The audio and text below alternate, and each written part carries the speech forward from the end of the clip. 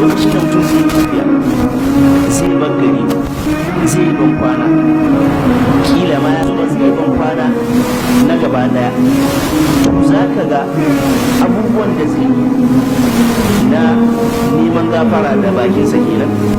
da yan wasiya ce da yan wani alkawari ne ko menene da kuma a aikace ya je mutane ban kwana kaza kaza in akwai bashi in akwai to za ka ga abin da yake yana da bambanci da wanda shi zai je ya dawo ya ce wanda ba a sani ba za a dawo ko za a dawo ka wani da ya je shi kenan ma bai dawo wani ya rasu kan hanya kila ya haɗu da namun daji wani ya haɗu da yan bashi wani a rashin lafiya wani hankali yana yi mai hankali din nan zuwa kusau za ka je yana da kyau ka ɗaya ban kwana abinda ya samu yanzu muna ganin duniya muna ganin mutuwa nesa shi yasa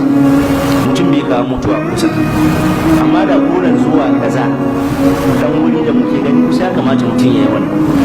da wasiya da bashi da sauransu to matsalar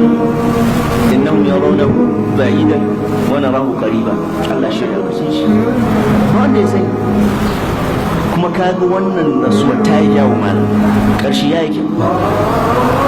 duk musulmi yana son ka a ce ya rasu yana so to ita za a tada ita tana so juna la ilaha illallah Allah ka azuta mu wannan rasu to don haka babu wanda ya san yaushe ne ga gaskiya ashe kaga kowa ya maka adalci lalle ku sallah ka yi ta matsayin kana ɗaukar kila ita ce ta gashi kuma wallahi wannan zai taimaka ma ga imani kan matuƙa ƙwarai da gaske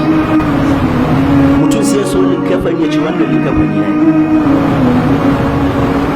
don haka kullum yana ɗaukar likafan ya yi don Allah wannan ba zai ƙara mai himma ba ga ayyukan alkhairi da takaita ayyukan shari ka gani ka ana ma samu wanda zai gina kabari ya ce wannan nawa ne ita ma sallar nan in kana halarta wannan cewa to kila ita ce ta ƙarshe kuma wajen sai an samu ta ƙarshe to wannan zai taimaka masa da kabari mutum ya yi ƙoƙari duk abin da ya san a gobe gaban Allah ba zai iya kare kansa ba to ya yi ƙoƙari wato kada ya faɗe shi sannan ita kanta sallah tun da za a iya tambayar ka za a ma tambayar ka game da ita to kada ka yadda ya zan ai ma tambayar da baka da uzuri da musashi a wani Allah kamar kila baka da lafiya kamar kila bacci ya kwashe ka kamar uzura ne da shari'a ta yadda da su Allah ya sanya mu cikin masu tsaye da sallah Allah ya azuta mu halaye masu kyawu ya raba mu da miyagun halaye ya hada mu da mutane na gari juna da lahira ya samu gama lafiya Allahumma ahsin aqibatana fil umur kullaha wa ajirna min khizyi ad-dunya wa adhab al-akhirah سبحانك اللهم وبحمدك نشهد أن لا إله إلا أنت نستغفرك ونتوب